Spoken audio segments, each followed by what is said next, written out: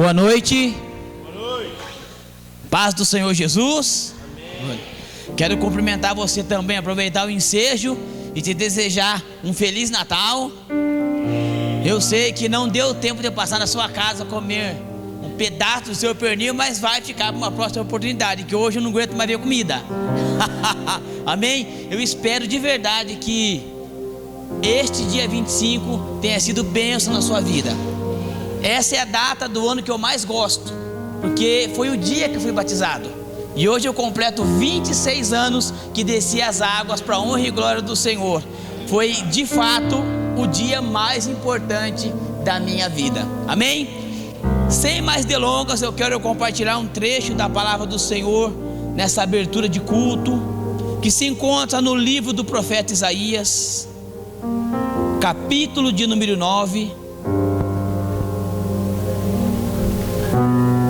Vamos ler alguns poucos versículos aqui. Hoje eu vou extrapolar da quantidade de versículos que vou ler 3. E vamos ler a partir do verso de número 6.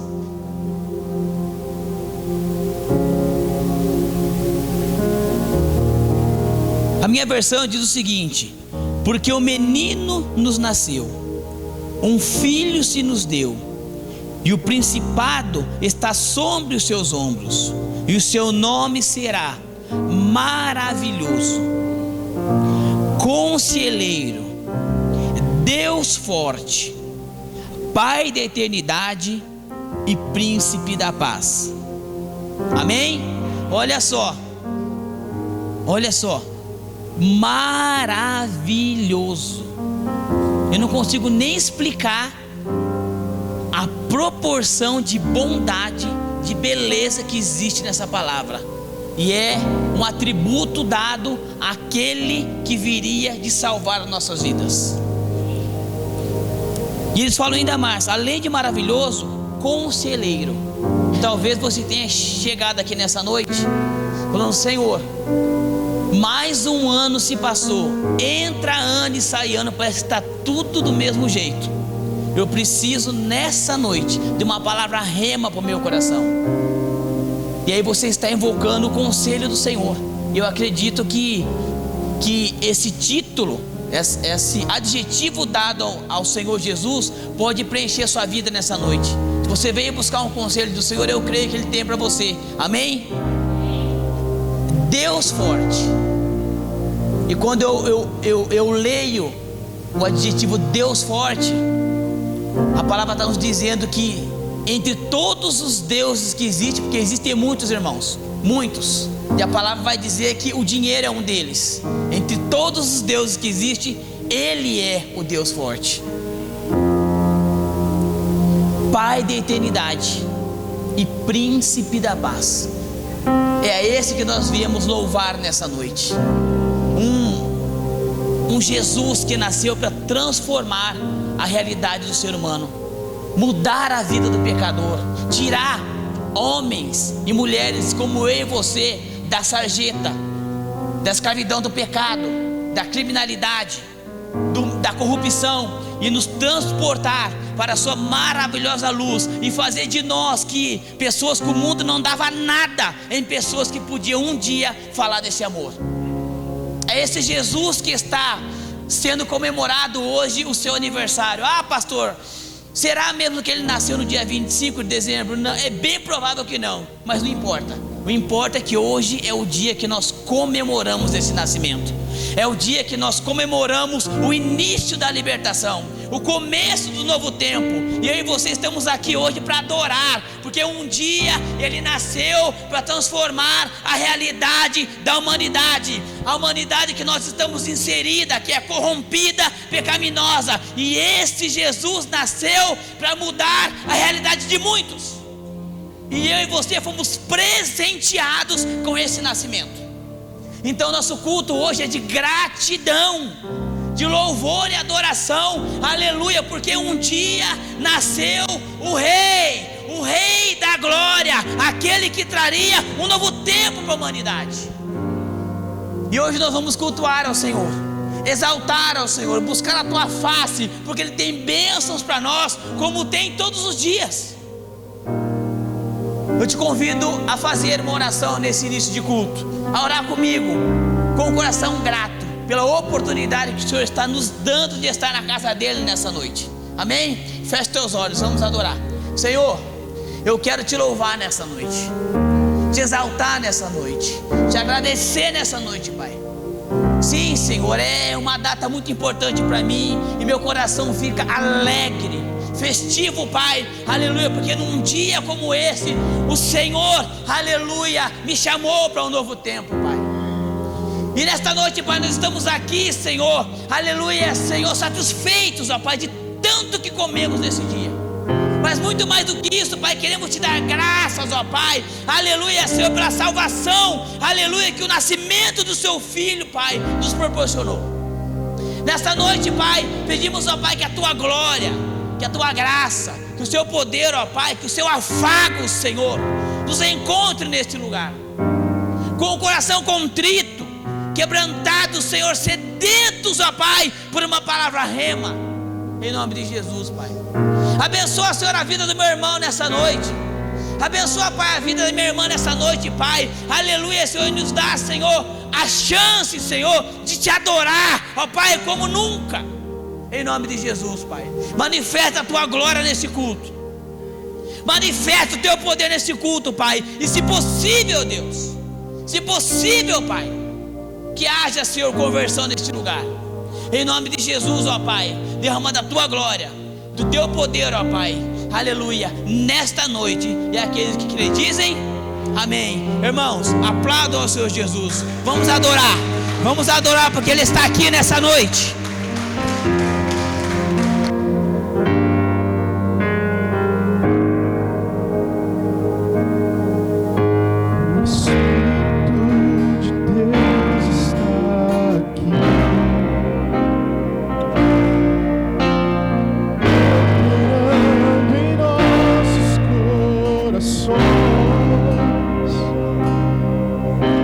Trazendo sua vida e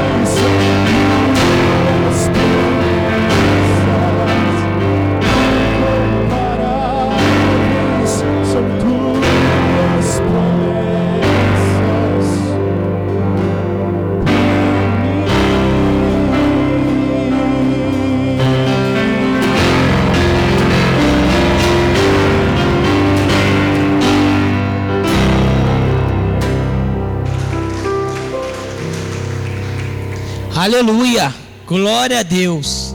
Eu não sei vocês, irmãos, mas deu vontade de ficar proclamando que incomparáveis são as promessas do Senhor o culto todo, porque elas são incomparáveis.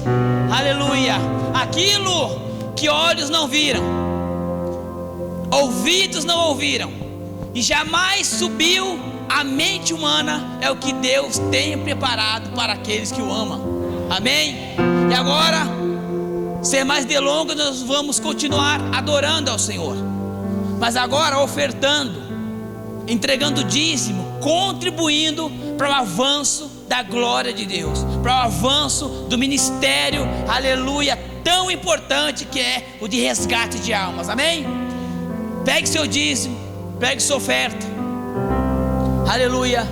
Vamos orar para que Deus, aleluia, abençoe, aleluia, esse seu depósito, esse seu investimento nessa noite. Pai, nós queremos te adorar nessa noite, Pai, ou melhor, continuar te adorando, Deus. Senhor, existe, Senhor, espalhado por este país, ó Pai, por este continente, e por que não dizer pelo mundo, Senhor, homens e mulheres, ó Pai, que entendem o propósito da oferta, que entendem o propósito do dízimo, e com o coração, Pai, aleluia, desprendido, investem, Pai, no avanço do Teu reino, Pai. Senhor, a todos estes, ó Pai, que com grandes ou pequenas dificuldades têm feito, Senhor, que a bênção do Senhor possa, aleluia, alcançá-los onde quer que estejam, Pai. Senhor, em nome de Jesus, ó Pai, que a todos estes, ó Pai, a bênção do Senhor, aleluia, Senhor, não apenas da prosperidade, mas da saúde, a bênção da alegria, Senhor, o novo tempo do Senhor possa ser estabelecido na vida deles, ó Pai. Ó Pai, obrigado, Senhor, porque até aqui a sua igreja avançou, Pai, porque existiam, Pai, na história, homens e mulheres comprometidos, ó Pai, com o avanço da Tua palavra, e nós queremos, ó Pai, continuar, ó Pai, comprometidos com a verdade do Senhor, e por isso, Pai, pedimos, ó Pai, que o Senhor, aleluia, continue abençoando a Tua igreja, Senhor, estes, ó Pai, aleluia, que com tanto esmero, responsabilidade, Senhor, aleluia, continuam acreditando, Pai, aleluia, no projeto, Senhor, da oferta e do dízimo, Pai, em nome de Jesus, ó Pai, abastece a vida dos Teus filhos, ó Pai, abençoa a vida dos Teus filhos, ó Pai, em nome de Jesus, e nos ensina, Senhor, aleluia, a cada dia mais ter compromisso com este ministério, Pai, em nome de Jesus. E aqueles que lhe dizem, aleluia, pode ofertar nessa noite, em nome de Jesus. Glória a Deus. Vamos continuar adorando?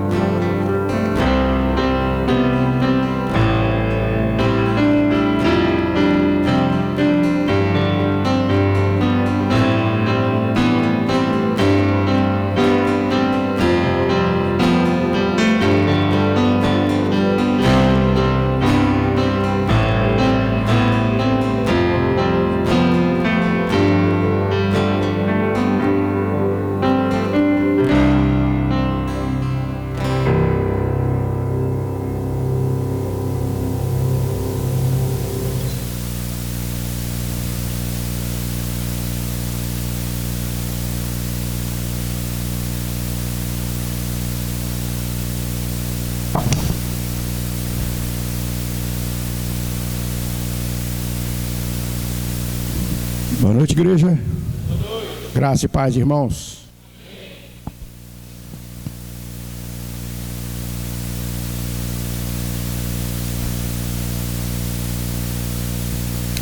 Dando início ao culto dessa noite, gostaria que os irmãos acompanhassem a leitura da palavra de Deus. Vamos ler dois textos também. O primeiro está no Salmo de número 127, versículos 1 e 2.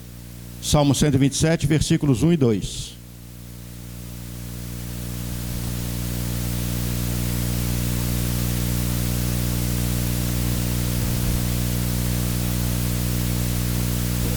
O segundo texto que nós vamos ler está no Evangelho de João, capítulo 15, no finalzinho do versículo 5. Amém? Todos acharam? O Salmo 127.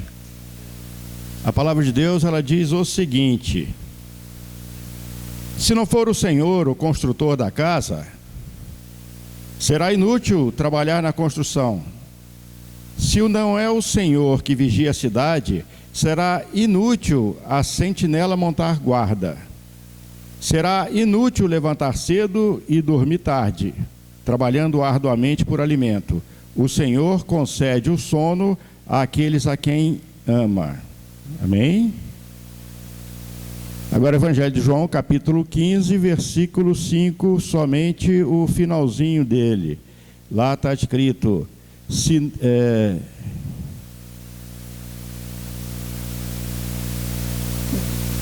pois sem mim vocês não podem fazer coisa alguma. Isso aí são palavras do próprio Senhor Jesus. Sem Ele não podemos fazer nada. Amém? Vamos orar. Senhor meu Deus, meu Pai amado, nós te agradecemos, Senhor Deus, por esse momento onde podemos vir à tua casa, onde podemos te adorar, onde podemos te louvar, onde podemos aprender mais um pouco da tua palavra, Pai. Obrigado, Senhor Deus, por cada vida que te busca. Obrigado, Senhor Deus, por esse lugar, Senhor, que o Senhor permite que nós aqui cheguemos. Eu peço desde já, meu Pai, que o Senhor abra o nosso entendimento para nós podermos absorver aquilo que o Senhor quer nos transmitir. Desde já, eu agradeço em nome do teu Filho amado Jesus Cristo. Amém, igreja? Podemos sentar?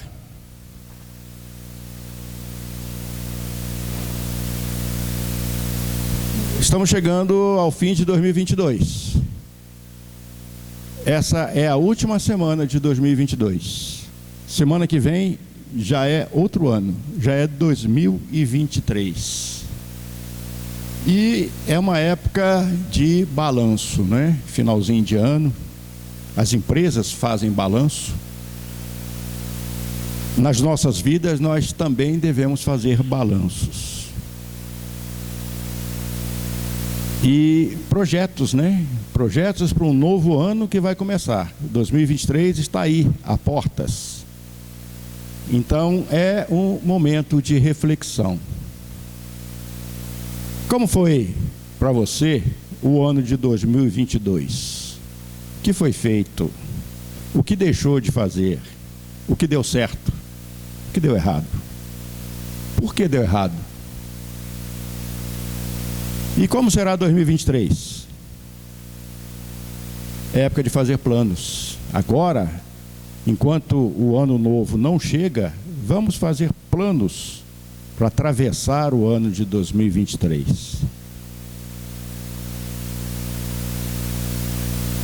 E como será 2023? Nessa época, a mídia joga uma série de previsões para o próximo ano, né? Artistas que vão morrer, políticos que vão se destacar, uma infinidade de promessas, de revelações, de prognósticos, previsões serão feitas. E nós, os cristãos, devemos consultar o futuro? Existe uma curiosidade muito grande do ser humano, né? Em busca do que o futuro nos oferece, do que o futuro vai aprontar para nós.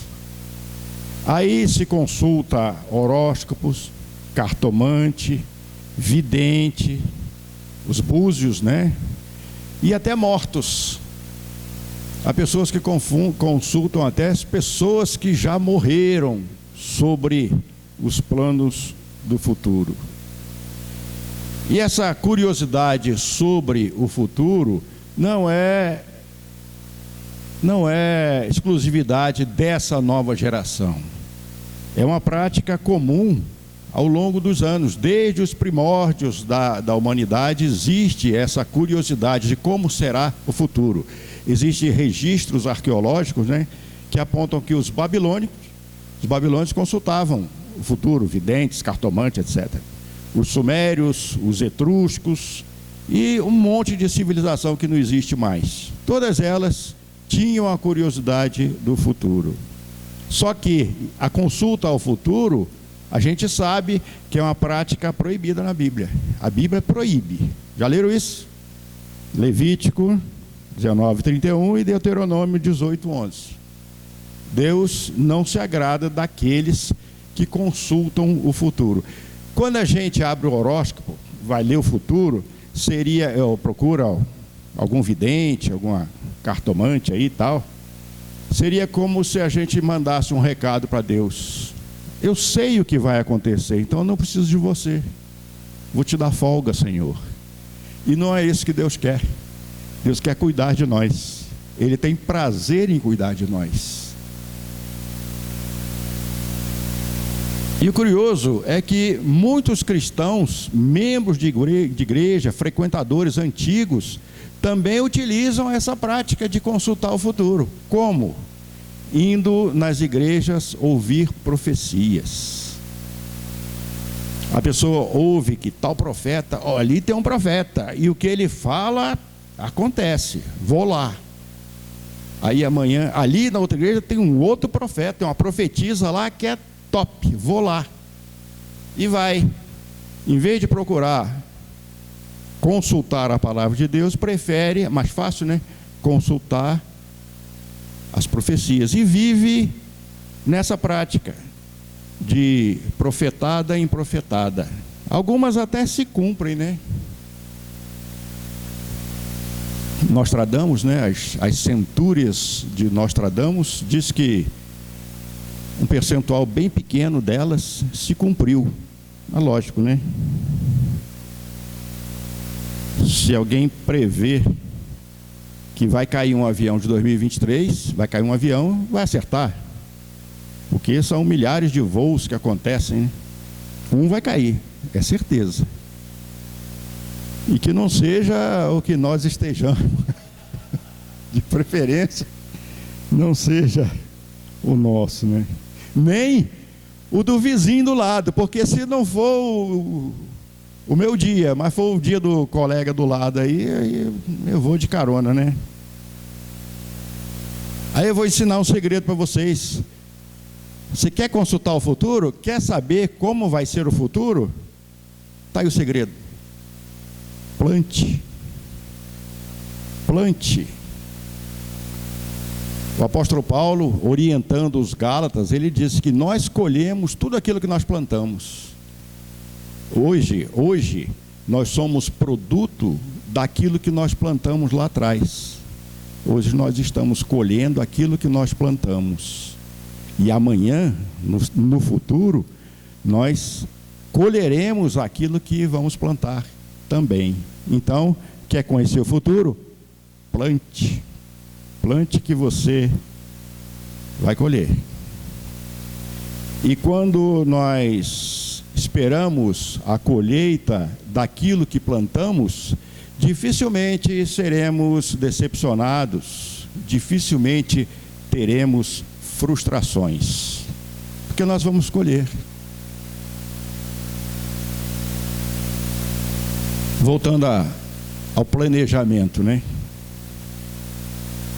O lugar que você quer chegar no futuro, o lugar que você está programando para chegar no futuro,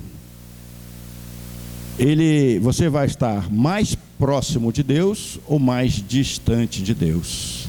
Deus quer que você esteja mais próximo, mas pelas suas projeções, pelos seus planejamentos, você vai estar mais próximo de Deus?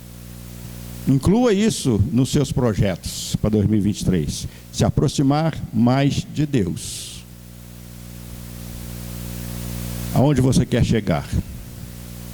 Se você não sabe aonde você quer chegar, qualquer lugar serve. Você não sabe para onde ir, então qualquer lugar. Tá bom, né? Ou você segue...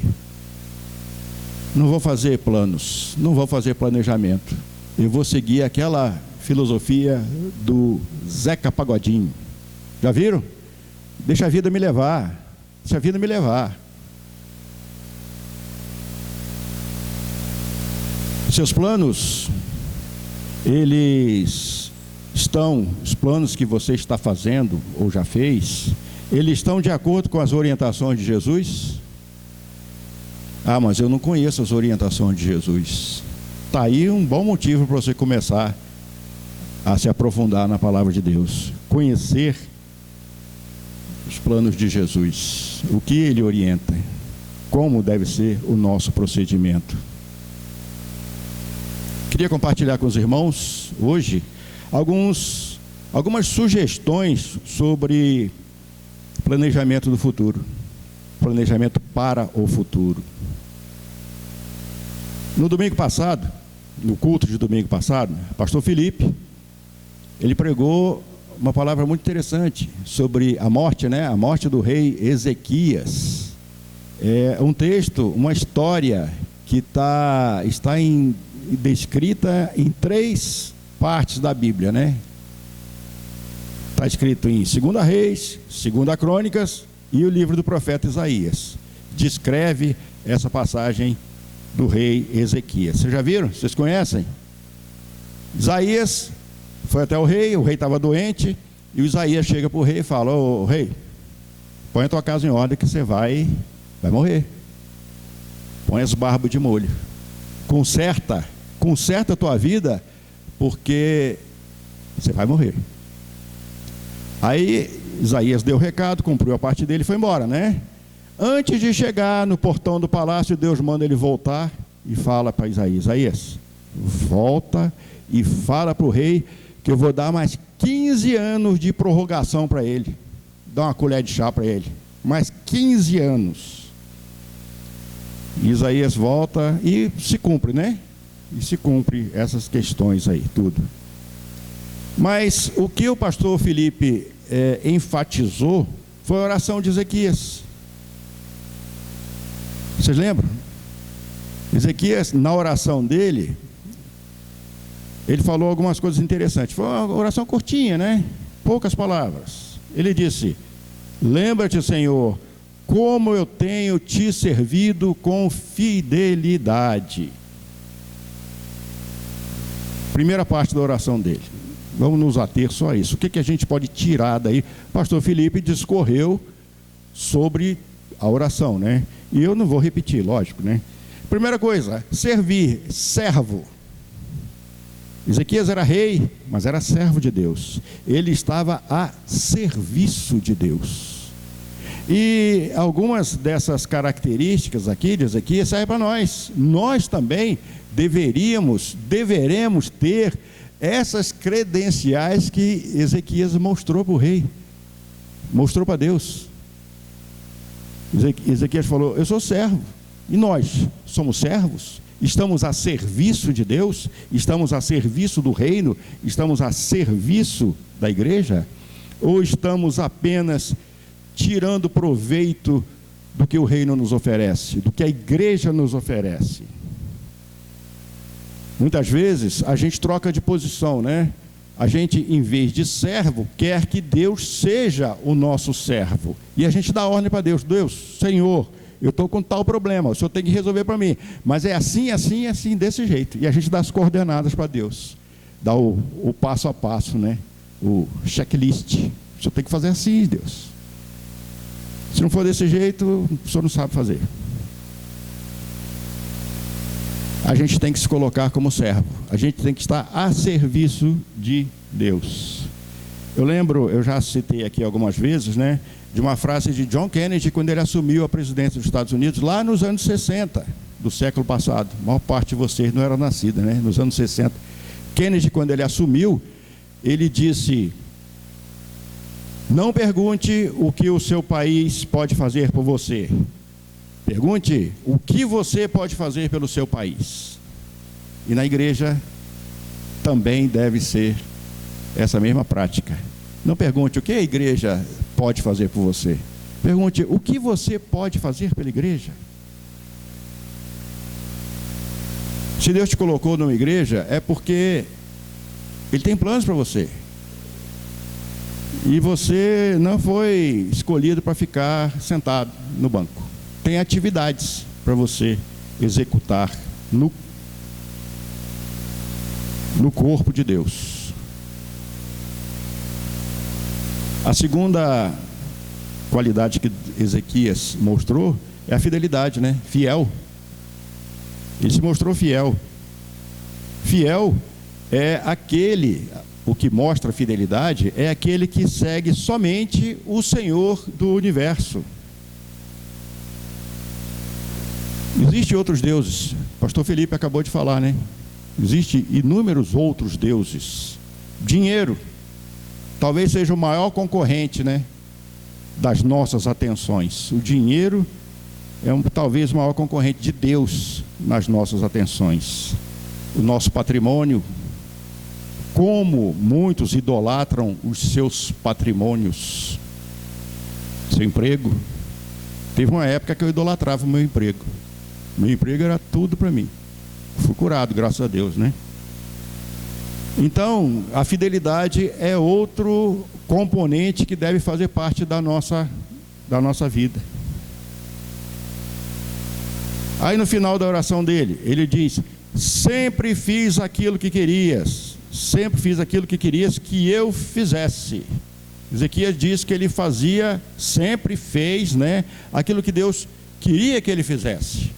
Isso mostra obediência. Ele era obediente a Deus. Você é obediente a Deus? Você obedece aquilo que Deus faz por você, manda você fazer? Muitas vezes na nossa caminhada a gente sai do caminho, né? Mas tem que voltar rapidinho, porque vai que não dá tempo, né? E você pega um caminho errado achando que está pegando um atalho. Volte para o caminho de Deus. Obedeça. Quando você sair, que vai sair, né? O mundo oferece inúmeros atalhos que muitas vezes,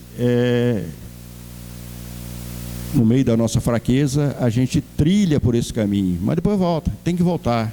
Seja obediente a Deus. E o conjunto da obra aqui mostrou integridade. O que é integridade? É qualidade do íntegro, segundo Micaelis define, né? Integridade é a qualidade do íntegro. Íntegro é inteiro. Inteiro. Se falta alguma coisa, não é inteiro. Se falta ética, se falta honestidade, aí não existe integridade, porque já está faltando, né? O inteiro é que não falta pedaço nenhum, está inteiro. Se falta honestidade na sua vida, se falta ética, não existe integridade. E essas credenciais apresentadas pelo rei Ezequias, o serviço, a fidelidade, a obediência e a integridade, ele obteve uma prorrogação de 15 anos da sua vida. Então é exemplo para nós, né? A gente deve ter esses atributos que o rei apresentou: serviço, fidelidade, obediência e integridade. Amém? Segundo segredo que eu queria mostrar para vocês, contar para vocês: quando você fizer os seus planos, orar antes, né? Ora, Deus, meus planos para 2023 é esse. Escreva, põe no papelzinho. Por quê? Porque enquanto os planos estão só na sua mente, ele é abstrato. Ele não existe ainda, ele existe só na sua mente. Aí quando a gente começa a escrever, ele passa a ser concreto. Ele começa a existir. Então escreva. Alguém certa vez disse que quando a gente faz isso, quando a gente escreve os nossos projetos, as circunstâncias vão operar em nosso favor. Então, escreva, faça o seu planejamento por escrito para 2023. Senhor Jesus, Ele fala sobre planejamento, né? O médico amado, o Dr. Lucas, no evangelho escrito por ele, ele fala, ele registra isso que Jesus falou, sobre a construção da torre. Planeje, antes de começar a construir, planeje do alicerce ao acabamento. Parece até um slogan de uma loja de material de construção, né? Nós temos tudo, do alicerce ao acabamento. Então planeje a torre. Jesus que falou: quando você vai construir a torre, quando você for construir a torre, planeje do alicerce ao acabamento. E o rei, Jesus também falou do rei. O rei, antes de ir para a guerra, ele não pega os soldados e sai atabalhoadamente. Gostou da palavra, Ior? Isso aí você conhecia já, né? Não? Atropelando. O rei, ele faz planos, ele faz projetos, ele faz estratégia, ele segue uma estratégia, né? Nós também devemos traçar as nossas estratégias, os nossos planos. E as nossas metas têm que ser atingíveis. Primeiro passo, o que eu devo fazer? Eu quero chegar lá, mas o que eu devo fazer primeiro? Primeiro passo, segundo passo, terceiro passo. Defina isso resumidamente. Lembre-se que uma grande árvore, ela começou com a semente. Começou com a sementezinha. Uma longa caminhada, ela começa com o primeiro passo. Uma longa caminhada. Quando a gente esteve lá no Monte Carmelo, né? Não canso de falar isso. Eu tive ali, aumentou profundamente a minha admiração pelo profeta Elias, porque é o maior andarilho que tem na Bíblia. Andou muito, hein? E o Monte Carmelo, para subir a pé ali, é feio o negócio, né? A gente para subir no ônibus com ar-condicionado, foi uma maravilha. Agora imagine o profeta. E a caminhada de Elias começou com o primeiro passo. E todas as caminhadas começam com o primeiro passo. Quando eu era guri, faz tempo isso já, hein? Eu fui tentar subir a escada de 4 em 4 degraus. Primeiro 4 eu subi, os 4 seguintes não consegui. Me estrepei, né? Então, o segredo para subir a escada, vocês que não sabem, é de degrau em degrau. Um degrau de cada vez. Durante a execução do seu projeto, muitas dificuldades vão surgir, muitos problemas vão aparecer, muitas limitações vão aparecer nessa execução do projeto. Mas o que Deus orientou Josué quando o nomeou substituto de Moisés?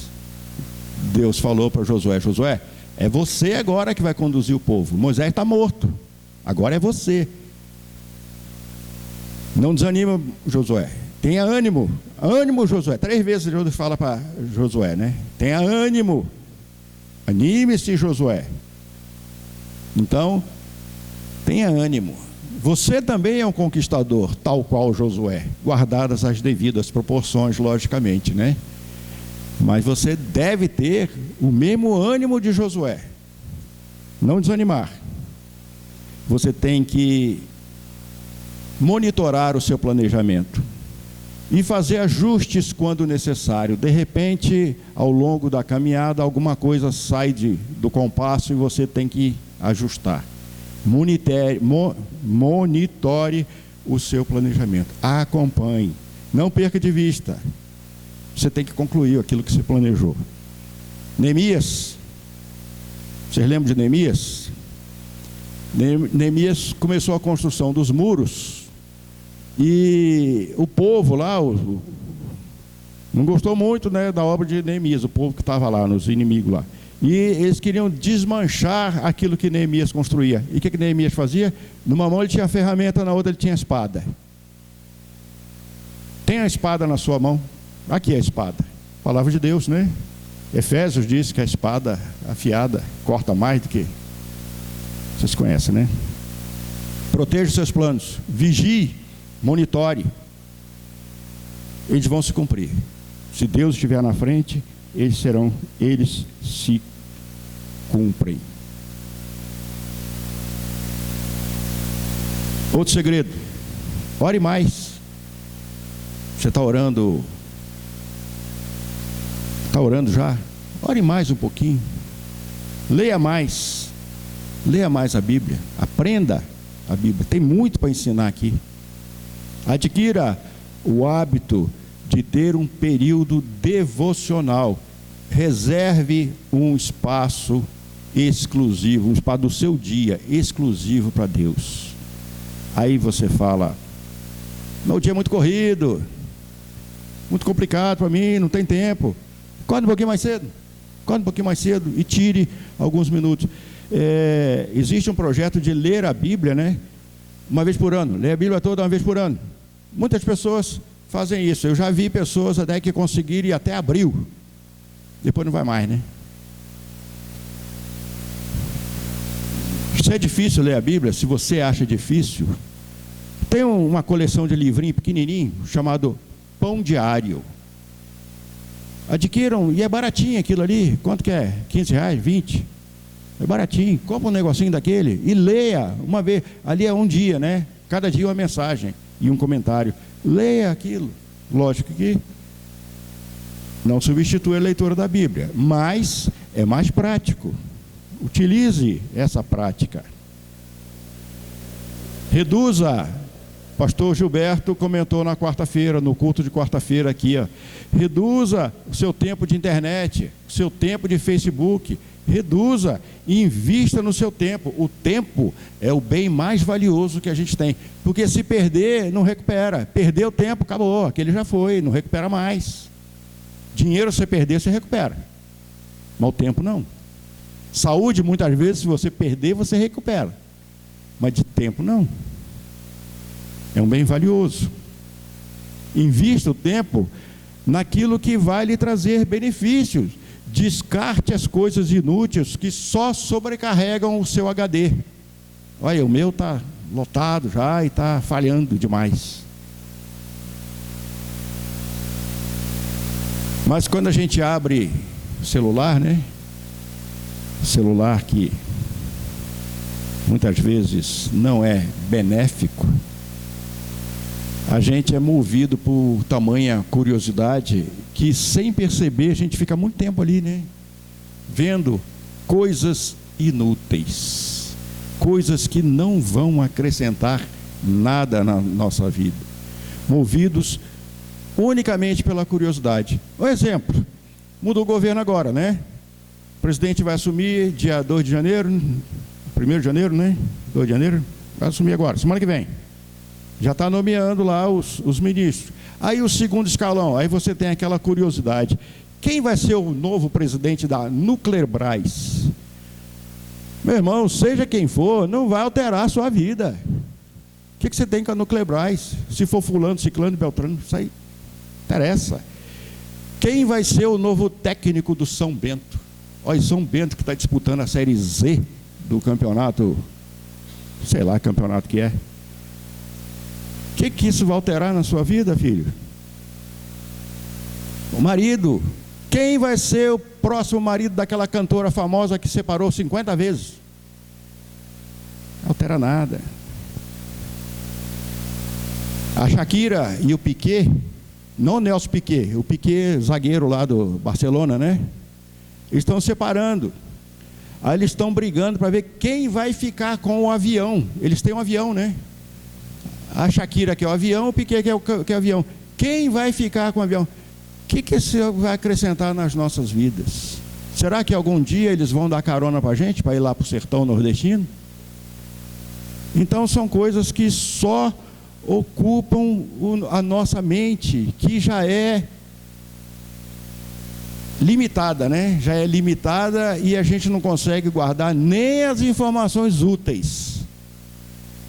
E a gente entope com diversas informações inúteis. Então, coloque no seu planejamento aí redução do tempo de internet, redução do tempo de consulta ao Facebook, WhatsApp, essas coisas aí. Priorize o reino de Deus. Jesus falou isso, né? Mateus 6,33. Priorize as coisas de Deus. O foco tem que ser naquilo que é eterno e não naquilo que vai desaparecer. O povo hebreu, falando de Neemias, né? O povo hebreu ficou 70 anos exilado na Babilônia, vocês lembram, né? Aí quando eles voltaram, qual era a prioridade deles? Construir a casa deles, as casas bonitas, as casas aí com acabamento fino. E as coisas de Deus eles deixaram para segundo plano. o templo, a adoração, as coisas que Deus exigia do povo, eles deixaram para segundo plano.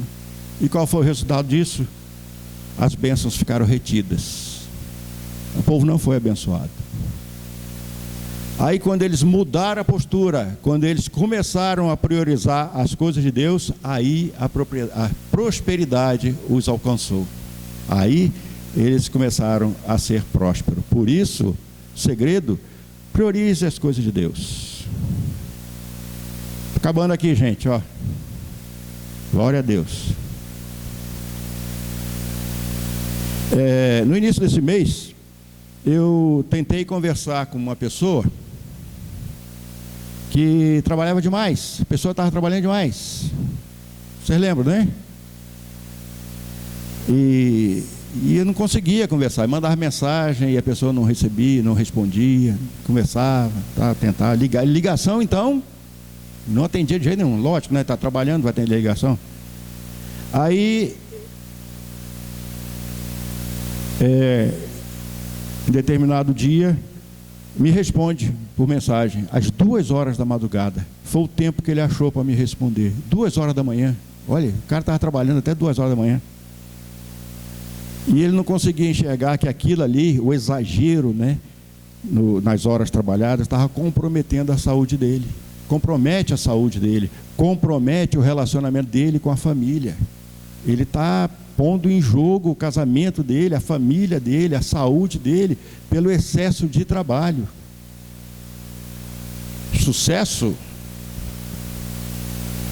O sucesso não é resultado de trabalho árduo, de trabalho exaustivo. Sucesso, o que é sucesso? Sucesso é uma vida bem-sucedida. O sucesso, alguém falou, Wisber, né? Wisber, o famoso teólogo, disse que o sucesso é o resultado direto da graça e da misericórdia de Deus. É isso que vai trazer sucesso às nossas vidas. Nenhum esforço humano substitui a ação de Deus. Por mais que nós trabalhemos, por mais que nós nos esforcemos, nós vamos conseguir substituir aquilo que Deus pode fazer por nós. Nenhum esforço humano. Provérbios 10, 22 diz: a bênção de Deus traz riqueza e não produz dor. Já leram isso?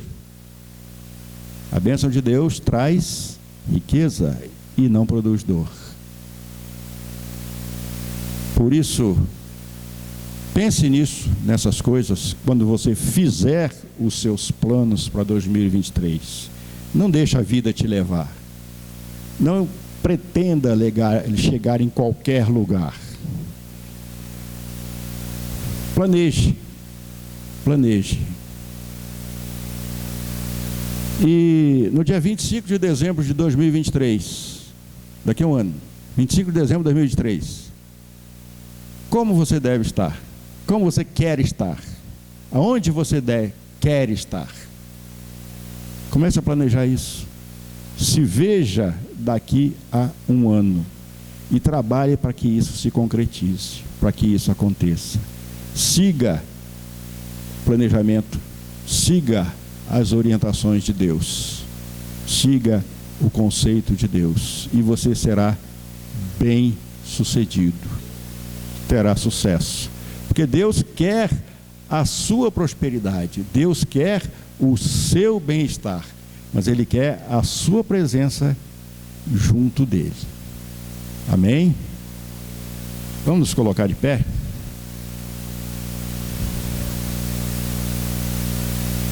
Vamos orar? Querido Deus, Pai amado, te agradecemos, Senhor Deus, por aquilo que o Senhor quer nos transmitir. Que essas palavras, Pai, fiquem impregnadas, Senhor, na memória dos seus filhos, e que eles possam planejar, Senhor, que eles possam projetar um ano de 2023 repleto de bênçãos, debaixo da sua autoridade, de acordo com a sua orientação, de acordo, Senhor Deus, com o estilo que o Senhor quer que nós vivamos. Abençoa os planos do teu povo, Senhor. Conduza-os debaixo da sua mão protetora, que eles possam testemunhar de ti e principalmente, Senhor, mostrar àqueles que não te conhecem ainda que eles estão prosperando, que eles estão caminhando, que eles estão sendo bem-sucedidos, porque a sua presença está sendo constante na vida deles. Cura do teu povo, abençoa, guarda-nos em nome de Jesus. Amém, irmãos? Pastor Gilberto.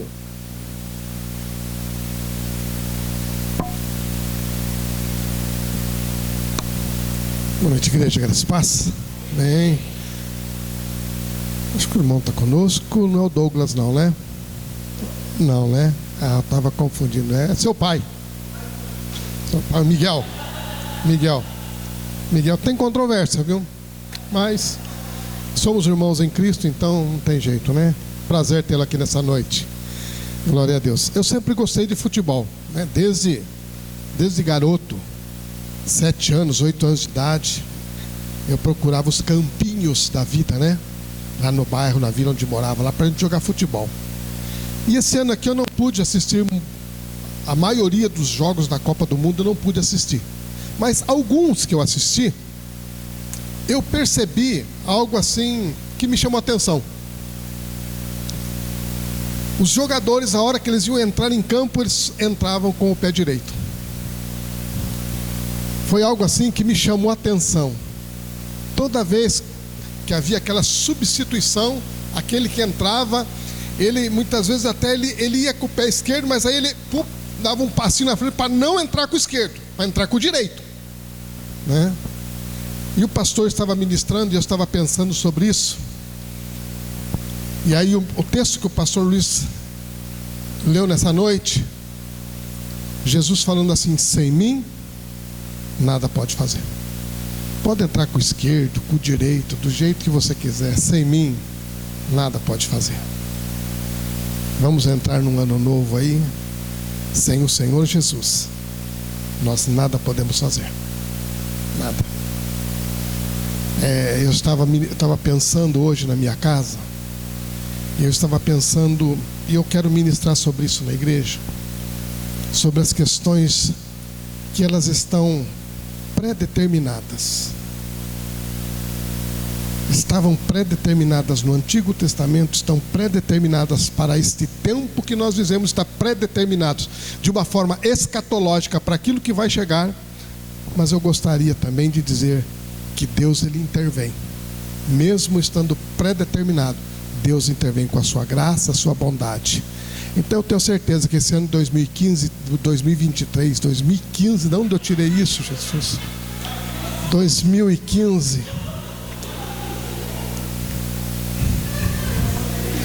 Eu tirei 7 anos da minha vida. Ezequias ganhou 15, eu tirei 7. Eu tenho certeza que esse ano de 2023, o plano e o projeto de Deus não podem ser mudados.